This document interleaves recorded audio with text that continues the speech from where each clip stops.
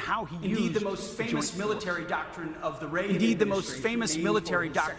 Reagan administration, named for his Secretary of Defense, Caspar Weinberger, was specifically designed to correct for the failures that led Among to other Vietnam. key principles, the Weinberger Doctrine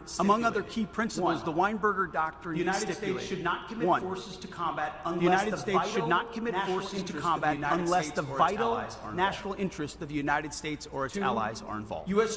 troops should only be committed wholeheartedly and with the clear intention of winning. Otherwise, troops should not be U.S. committed. combat troops should be committed only with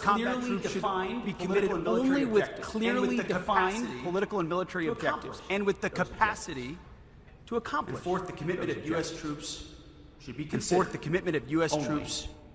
considered only This is as a sound last stuff. resort. And it was